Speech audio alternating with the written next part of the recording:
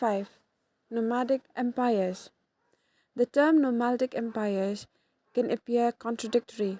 Nomads are arguably quintessential wanderers, organized in family assemblies with a relatively undifferentiated economic life and rudimentary systems of political organization. The term empire, on the other hand, carries with it the sense of a material location, a stability derived from complex social and economic structures, and the governance of an extensive territorial dominion through an elaborate administrative system. But the juxtapositions on which these definitions are framed may be too narrowly and historically conceived. They certainly collapse when we study some imperial formations constructed by nomadic groups. In Theme 4, we studied state formations in the central Islamic lands, whose origins lay in Bedouin nomadic traditions of the Arabian Peninsula. This chapter studies a different group of nomads, the Mongols of Central Asia, who established a transcontinental empire under the leadership of Genghis Khan, straddling Europe and Asia during the 13th and 14th century. Relative to the agrarian based imperial formations in China, the neighboring nomads of Mongolia may have inhabited a humbler, less complex social and economic world. But the Central Asian nomadic societies were not insulated islands that were impervious to historical change. These societies interacted, had an impact on, and learned from the larger world of which they were very much a part. This chapter studies the manner in which the Mongols under Genghis Khan adapted their traditional social and political customs to create a fearsome military machine and a sophisticated method of governance. The challenge of ruling a dominion spanning a melange of people, economies, and confessional systems meant that Mongols could not simply impose their steep traditions over their recently annexed territories.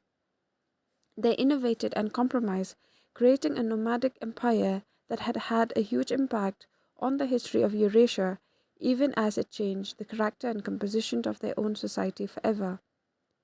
The steppe dwellers themselves usually produce no literature, so our knowledge of nomadic societies comes mainly from chronicles, travelogues, and documents produced by city based literatures. These authors often produced extremely ignorant and biased reports of nomadic life. The imperial success of the Mongols, however, attracted many literati. Some of them produced travelogues of their experiences, others stayed to serve Mongol masters. These individuals came from a variety of backgrounds: Buddhist, Confucian, Christian, Turkish, and Muslim. Although not familiar with Mongol customs, many of them produced sympathetic accounts, even eulogies, that challenged and complicated the otherwise hostile, city based tirade against the steppe marauders. The history of the Mongols, therefore, provides interesting details to question the manner in which sedentary societies usually characterized nomads as primitive barbarians. The term barbarian is derived from the Greek barbarus, which means a non Greek, someone whose language sounded like random noise, barbar. In Greek texts, barbarians were depicted like children, unable to speak or reason properly, cowardly, effeminate, luxurious, cruel, slothful, greedy, and politically unable to govern themselves. The stereotype passed to the Romans, who used the term for Germanic tribes, the Gauls, and the Huns. The Chinese has different terms for the steppe barbarians, but none of them carried a positive meaning. Perhaps the most valuable research of the Mongols was done by Russian scholars starting in the 18th and 19th century, as the Tsarist regime consolidated its control over Central Asia. This work was produced within a colonial milieu and was largely survey notes produced by travelers, soldiers, merchants, and antiquarian scholars. In the early 20th century, after the extension of the Soviet republics in the region, a new Marxist historiography argued that the prevalent mode of production determined the nature of social relations. It placed Genghis Khan and the emerging Mongol Empire within a scale of human evolution that was witnessing a transition from a human evolution transition from a tribal to a feudal mode of production, from a relatively classless society to one where there are wide differences between the lord, the owners of land, and the peasant. Despite following such deterministic interpretation of history, excellent research on Mongol languages, their society and culture was carried out by scholars such as Boris Yakovlevich, Vladimir Sov, others such as Vasily Vladimirovich Bartol did not quite toe the official line. At a time when the Stalinist regime was extremely wary of regional nationalism, Bartol's sympathetic and positive assessment of the career and achievement of the Mongols under Genghis Khan and his successors got him into trouble with the censors. It severely curtailed the circulation of the work of the scholar and was only in 1960s, during and after more liberal Khrushchev era, that his writings were published in 9 volumes. The transcontinental span of the Mongol Empire also meant that the sources available to scholars are written in a vast number of languages. Perhaps the most crucial are the sources in Chinese, Mongolian, Persian, and Arabic, but vital materials are also available in Italian, Latin, French, and Russian. Often the same text was produced in two languages with different contents. For example, the Mongolian and Chinese versions of the earliest narratives of Genghis Khan, titled Mongol un Nivya Tobia and The Secret History of the Mongols, are quite different, and the Italian and Latin versions of Marco Polo's travels to the Mongol court do not match. Since the Mongols produced little literature on their own and were instead written about by literati from foreign cultural milieus, historians have to often double as philologists to pick out the meanings of phrases for their closest approximations of Mongol usage. The work of scholars like Igor Rechewitz on the secret history of the Mongols and Gerard Doffier on the Mongol and Turkic terminologies that infiltrated into the Persian language brings out the difficulties involved in studying the history of the Central Asian nomads. As we will notice through the remainder of this chapter, despite their incredible achievement, there is much about Genghis Khan and the Mongol world empire still awaiting the diligent scholar's scrutiny. Introduction. In the early decades of the 13th century, the great empires of Euro-Asian continent realized the dangers posed to them by the arrival of a new political power in the steppes of Central Asia. Genghis Khan had united the Mongol people. Genghis Khan's political vision, however, went far beyond the creation of a confederacy of Mongol tribes in the steppes of Central Asia. He had a mandate from God to rule the world. Even though his own lifetime was spent consolidating his hold over the Mongol tribes, leading and directing campaigns into adjoining areas in North China, Transoxiana, Afghanistan, eastern Iran, and Russian steppes, his descendants traveled further afield to fulfill Genghis Khan's vision and create the largest empire of the world had ever seen. It was in the spirit of Genghis Khan's ideals that his grandson Monkey warned the French ruler Louis IX, "In heaven there is only one eternal sky. On earth there is only one Lord, Genghis Khan, the Son of Heaven. When by the power of the eternal heaven, the whole world from the rising of the sun to its setting shall be at one in joy and peace, then it will be made clear that we are going to do. If when you have understood the decree of the eternal heaven, you are unwilling to pay attention and believe it saying, Our country is far away, our mountains are mighty, our sea is vast, and in this confidence you bring an army against us, we know what we can do. He who made easy what was difficult and near what was far off, the eternal heaven knows." These were not empty threats, and the 12 and 1236 to 41 campaigns of Batu, another grandson of Genghis Khan, devastated Russian lands up to the Moscow, seized Poland and Hungary, and camped outside Vienna. In the 13th century, it did seem that the eternal sky was on the side of the Mongols, and many parts of China, the Middle East, and Europe saw in Genghis Khan's conquest of the inhabited world of wrath of God. the beginning of the day of judgment. The capture of Bukhara. Juwayni, a late 13th century Persian chronicler of the Mongol rulers of Iran, carried an account of the capture of Bukhara in 1220. After the conquest of the city, Juwayni reported Genghis Khan went to the festival ground where the rich residents of the city were and addressed them. O people, know that you have committed great sins, and that the great ones among you have committed these sins. If you ask me what proof I have for these words, I say it is because I am the punishment of God. If you had not committed great sins, God would not have sent a punishment like me upon you. Now, one man had escaped from Bukhara after its capture and had come to Khorasan. He was questioned about the fate of the city and replied, They came, they mined the walls, they burned, they slew, they plundered, and they departed. How did the Mongols create an empire that dwarfed the achievements of other world conqueror Alexander? In pre-industrial age of poor technological communications, what skills were deployed by the Mongols to administer and control such a vast dominion? For someone so self-confidently aware of his moral, divinely dispensed right to rule, how did Genghis Khan relate to the diverse social and religious groups that comprise his dominion?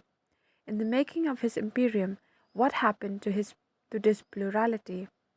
We need to start a discussion, however, with a humbler set of questions to better comprehend the social and political background of the Mongols and the Genghis Khan. Who were the Mongols? Where did they live? Who did they interact with? And how do we know about their society and politics?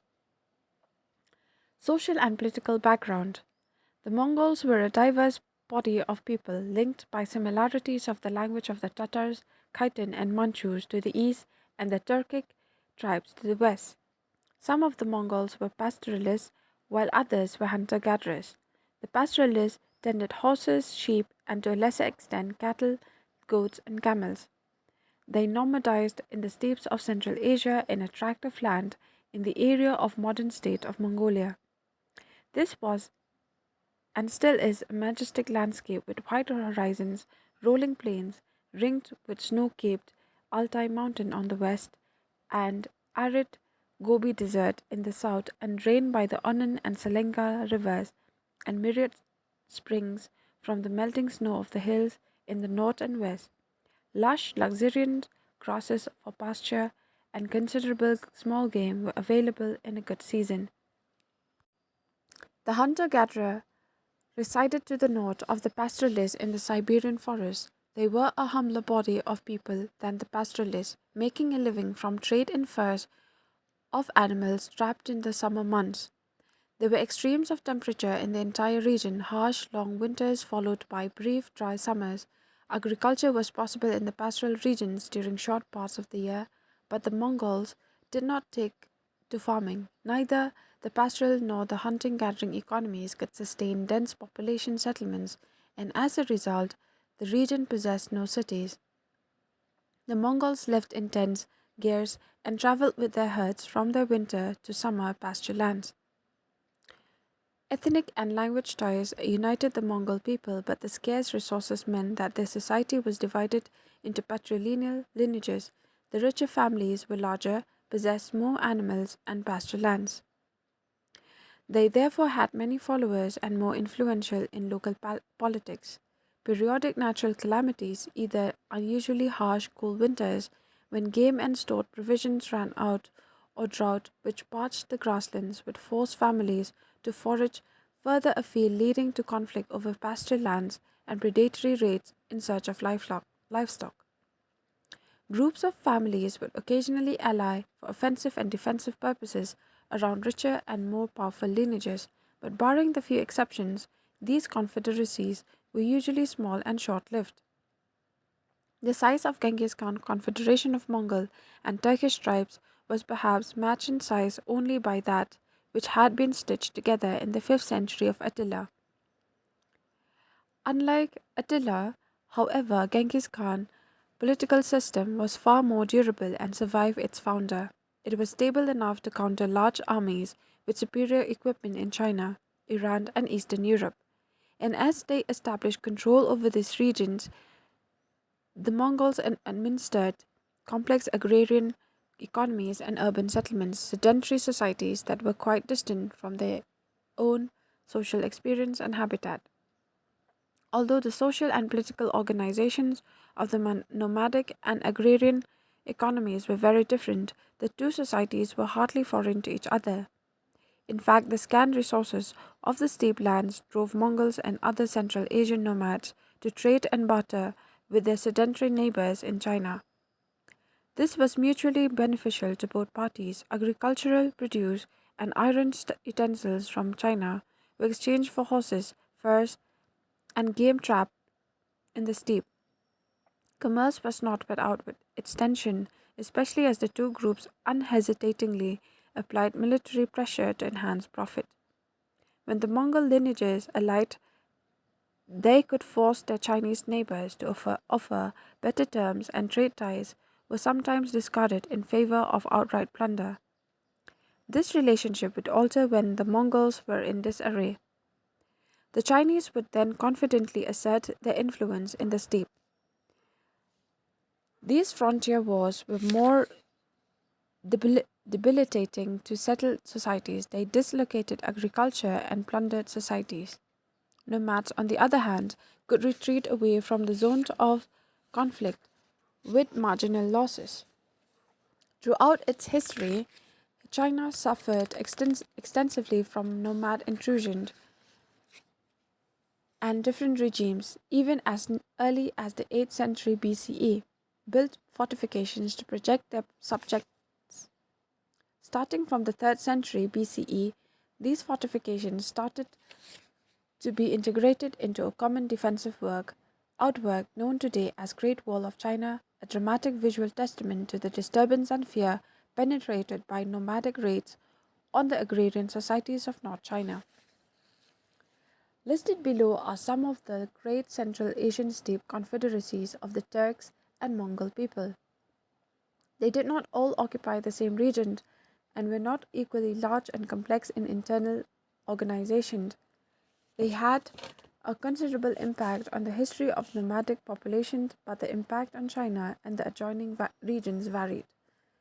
Hisungnu 200 BCE Turks, Juan 400 CE Mongols, Eftelite Huns 400 CE Mongols, Tuhjue 550 CE Turks, Uyghurs 740 CE Turks, Khitan 940 CE Mongols. The career of Genghis Khan. Genghis Khan was born sometime around 1162 near the Onon River in the north of present-day Mongolia. Named Temujin, he was the son of Yesugei, the chieftain of Kiyat, a group of families related to Borjigid clan. His father was murdered at an early age and his mother, Olun Ikke, raised Temujin, his brothers and stepbrothers in great hardship. The following decade was full of reversals. Temujin was captured and enslaved, and soon after his marriage, his wife Borte was kidnapped, and he had to fight to recover her. During these years of hardship, he also managed to make important friends. The young Bok Hurchu was his first ally and remained a trusted friend.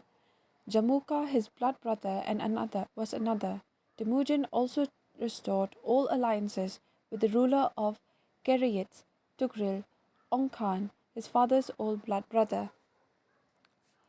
Through the 1080s and 1190s, Temujin remained an ally of Ongkhan and used the alliance to defeat powerful adversaries like Jamuka, his old friend who had become a hostile foe. It was after defeating him that Temujin felt confident enough to move against other tribes, the powerful Tatars, his father's assassins, the Karayets, and Ong Khan himself in 1203. The final defeat of Naimand people and the powerful Jamuka in 1206 left Temujin as the dominant personality in the politics of the steppe lands, a position that was recognized at an assembly of Mongol chieftains, where he was proclaimed the great Khan of the Mongols. with the title Genghis Khan, the Oceanic Khan, or Universal Ruler.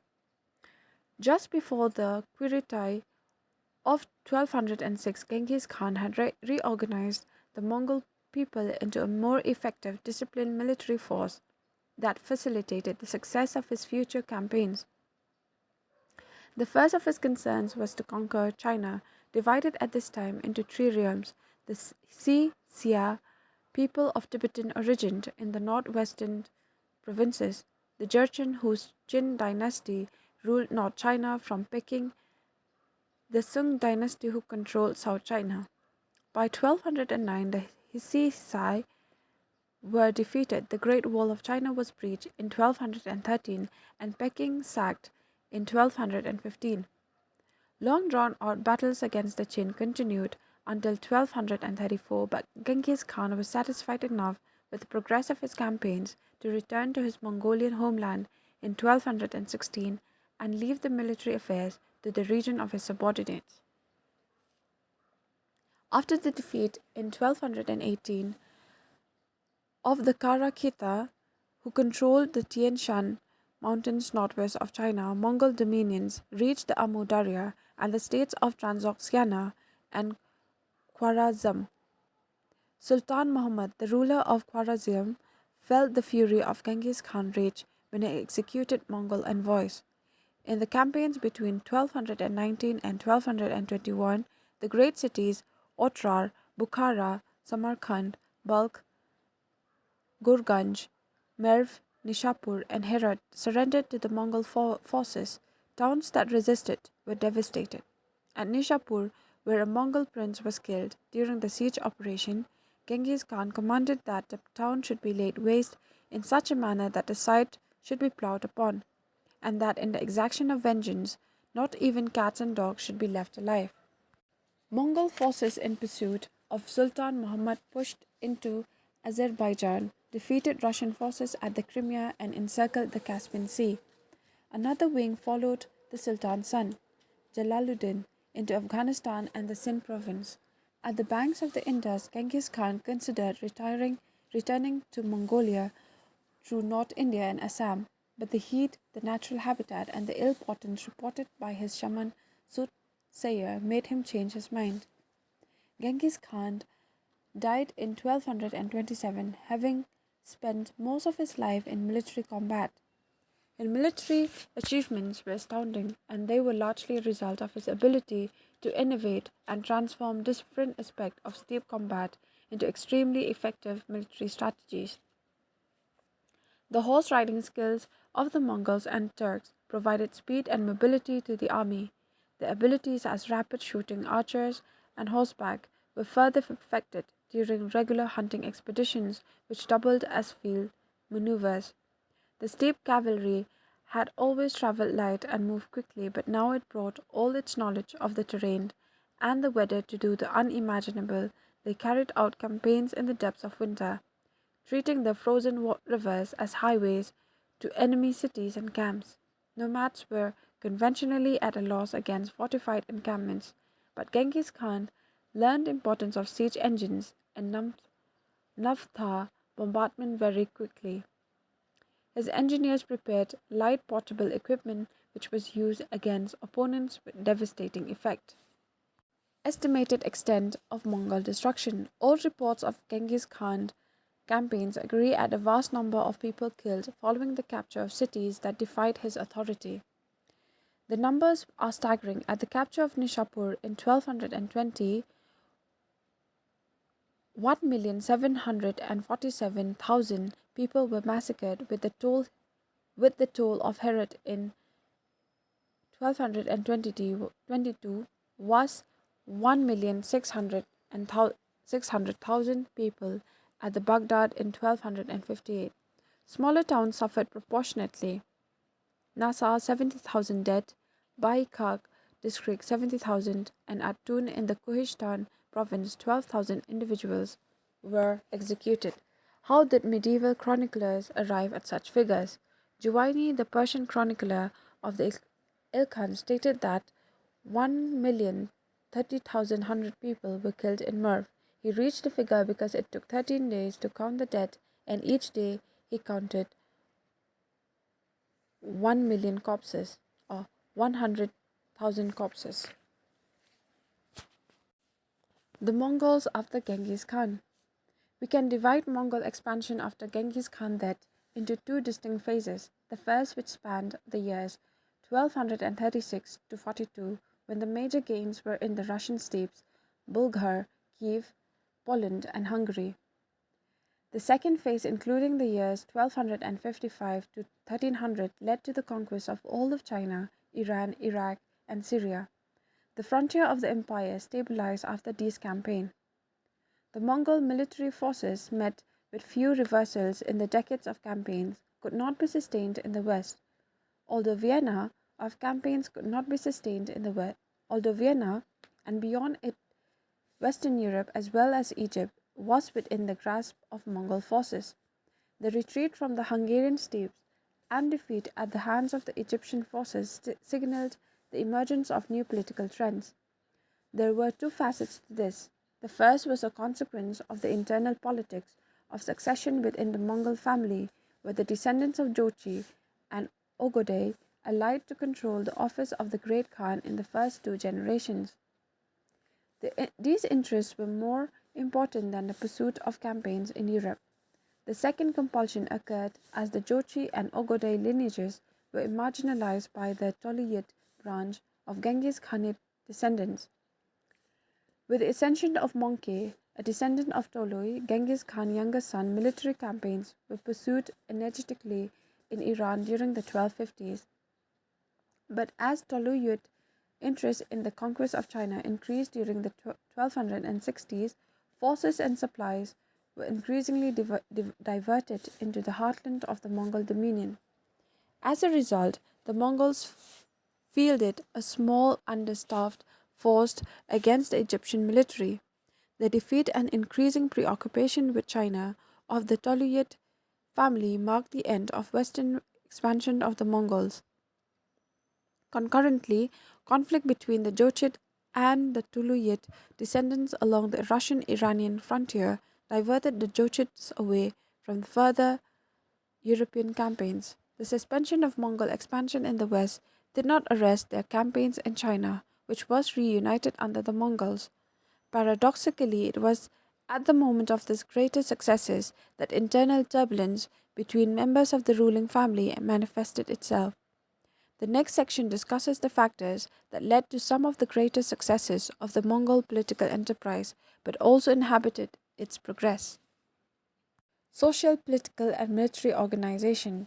After the Mongols and many other nomadic societies as well, all able bodied adult males of the tribe bore arms. They constituted the armed forces when the occasion demanded. The unification of different Mongol tribes and subsequent campaigns against diverse people introduced new members into Genghis Khan's army, complicating the composition of this relatively small, undifferentiated body into an incredibly heterogeneous mass of people. It included groups like Turkic Uyghurs who had accepted his authority willingly. It also included defeated people like Karyites who were accommodated into the confederacy despite their early hostility. Genghis Khan worked to systematically erase the old tribal identities of the different groups who joined his confederacy. His army was organized according to the old steppe system of decimal units. In divisions of tens, hundreds, thousands, and 10,000 soldiers in the old system, the clan and tribe would have coexisted within the decimal units. Genghis Khan stopped his practice. He divided the old tribal groupings and distributed their members into new military units. Any individual who tried to move from his or her allotted group without permission received harsh punishment. The largest unit of soldiers, approximating 10,000 soldiers, now included fragmented groups of people from a variety of different tribes and clans.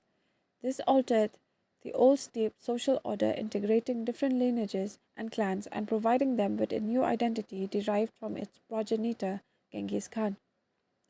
The new military contingents are required to serve under his four sons and specially chosen captains of his army units called Noyan.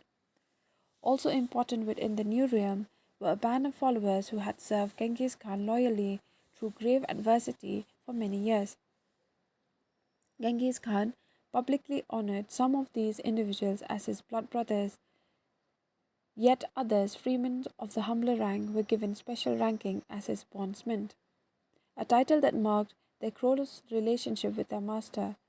This is a title that marked their this ranking did not preserve the rights of the old clan chieftains. The new aristocracy derived its status from a close relationship with the great Khan of the Mongols. In this new hierarchy, Genghis Khan assigned the responsibility of governing the newly conquered people to his four sons. These comprised the four Ulus, a term that did not originally mean fixed territories. Genghis Khan's lifetime was still the age of rapid conquest and expanding domains, where frontiers were still extremely fluid. For example, the eldest son Jochi received the Russian steppes, but the farthest extent of his territory, Ulus, was indeterminate. It extended as far as his horses could roam. The second son, Chakhatai, was given the Transoxiana steppe and lands north of the Pamir mountains adjacent to those of his brother. Presumably, these lands would shift as Jochi marched westward. Genghis Khan had indicated that his third son, Ogodei, would succeed him as the great Khan, and on accession, the prince established his capital at Karakorum. The youngest son, Tolui, received the ancestral lands of Mongolia. Genghis Khan envisaged that his sons would rule the empire collectively, and to underline his point, military contingents of the individual princes were placed in each ulus. The sense of dominion shared by the members of the family was underlined at the Assembly of Chieftains, Kuriltes, where all decisions related to the family of the state for the forthcoming season, campaigns, distributions of plunder, pasture, lands, and succession were collectively taken. Genghis Khan had already fashioned a rapid courier system that connected the distant areas of his regime. Fresh mounts and dispatch riders were placed in outposts at regularly spaced distances. For the maintenance of this communication system, the Mongol nomads contributed a tenth of their herd, either horses or livestock, as provisions. This was called the Kupkur tax, a levy that the nomads paid willingly for the multiple benefits that it brought. The courier system, YAM, was further refined after Genghis Khan's death, and its speed and reliability surprised travelers. It enabled the great Khans to keep check on developments at the farthest end of the regime and across the continental landmass. The conquered people, however, hardly felt a sense of affinity with their new nomadic masters. During the campaigns in the first half of the 13th century, cities were destroyed, agricultural lands laid waste, trade and handicraft production disrupted. Tens of thousands of people, the exact figures are lost in the exaggerated reports of the time, were killed, even more enslaved. All classes of people, from the elites to the peasantry, suffered. In the resulting instability, the underground canals called kanats in the arid Iranian plateau could no longer receive periodic maintenance. As they fell into disrepair, the desert crept in. This led into ecological devastation from which parts of Khorasan never recovered. Once the dust of the campaigns had settled, Europe and China were territorial linked. In the peace ushered by the Mongol conquest, Pax Mongolica, trade connections matured. Commerce and travel along the Silk Route reached its peak across the Mongols, but unlike before, the trade routes did not terminate in China. They continued north into Mongolia and to Karakorum, the heart of the new empire. Communication and ease of travel was vital to retain the coherence of the Mongol regime, and travelers were given a pass for safe conduct. Traders paid the barge tax for the same purpose, all acknowledging thereby the authority of the Mongol Khan. The contradictions between the nomadic and sedentary elements within the Mongol Empire eased through the 13th century. In the 1230s, for example, as the Mongols waged their successful war against the Qin dynasty in North China, there was a strong pressure group within the Mongol leadership that advocated the massacre of all peasantry and the conversion of their fields into pasture lands. But by the 1270s, when South China was annexed to the Mongol Empire after the defeat of Sung dynasty, Genghis Khan's grandson, Kubilai Khan, appeared as the protector of the peasants and cities. In 1290s, the Mongol ruler of Iran, Ghazan Khan, a descendant of Genghis Khan's younger son Tolui, warned family members and other generals to avoid pillaging the peasantry. It did not lead to a stable, prosperous realm. He advised in a speech whose sedentary overtones would have made Genghis Khan shudder. From Genghis Khan's reign itself, the Mongols had recruited civil administrators from the conquered societies. They were sometimes moved around, Chinese secretaries deployed in Iran and Persians in China. They helped in integrating the distant dominions, and their backgrounds and training were always useful in blunting the harsher edges of nomadic predation on sedentary life. The Mongol Khans trusted them as long as they continued to raise revenue for their masters, and these administrators could sometimes command considerable influence. In the 1230s, the Chinese minister Ye Lu Chutsai muted some of the Ogedei more rapacious instincts. The Juwayni family played a similar role in Iran through the latter half of the 13th century, and at the end of the century, the Wazir Rashiduddin drafted a speech that Ghazan Khan delivered to his Mongol compatriots, asking them to protect, not harass, the peasantry. The pressure of sedentarize was greater in the new areas of Mongol domicile, areas distant from the original steppe habitat of the nomads. By the middle of the 13th century, the sense of a common patrimony shared by the brothers was gradually replaced by individual dynasties, each ruling their separate ulus, a term which now carried the sense of territorial dominion. This was in part a result of succession struggles where Genghis Khanate descendants competed for the office of Great Khan and prized pastoral lands. Descendants of Tolui had come to rule both China and Iran, where they had formed the Yuan and Second Khanate dynasties. Descendants of Jochi formed the Golden Horde and ruled the Russian steppes. Changhatai successors ruled the steppes of Transoxiana and the lands called Turkestan today. Noticeably, nomadic traditions persisted longest amongst the steppe dwellers in Central Asia, descendants of Changhatai, and Russia, the Golden Horde. The gradual separation of the descendants of Genghis Khan into separate lineage groups implied that the connections with the memory and traditions of a past family concordance also altered. At an obvious level, this was the result of competition amongst the cousin clans, and here the Toluyid branch was more adept in presenting their version of the family disagreements in the histories produced under their patronage. To a large extent, this was a consequence of the control of China and Iran and the large number of that its literati that its family could recruit. At a more sophisticated level, the disengagement with the past also meant underlining the merits of the regnant rulers as a contrast to other past monarchs. This exercise in comparison did not exclude Genghis Khan itself. Persian chronicles produced the Second Khanate Iran during the late 13th century detailed the gory killings of the Great Khan and greatly exaggerated the numbers killed. For example, in contrast to an eyewitness report that 400 soldiers defended the citadel of Bukhara, and Second Khanate Chronicle reported that 30,000 soldiers were killed in the attack of citadel. Although Second Khanate reports still eulogized Genghis Khan, they also carried a statement of relief that times had changed and the great killings of the past were over. The Genghis Khanate legacy was important, but for his descendants to appear as convincing heroes to a sedentary audience, they could no longer appear in quite the same way as their ancestor. Following the research of David Ayalon, recent work of Yasa, the code of law that Genghis Khan was supposed to have promulgated at the Kuril died at 1206, had elaborated on the complex ways in which the memory of a great Khan was fashioned by his successors. In its earliest formulation, the term was written as yasak, which meant law, decree, or order. Indeed, the few details that we possess about the yasak concern administrative regulations.